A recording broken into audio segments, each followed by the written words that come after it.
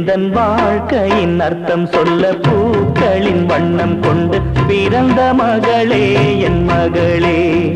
நான் வாழ்ந்தது கொஞ்சம் அந்த வாசத்தில் வந்துதித்து உயிரில் கலந்தா என் உயிரே.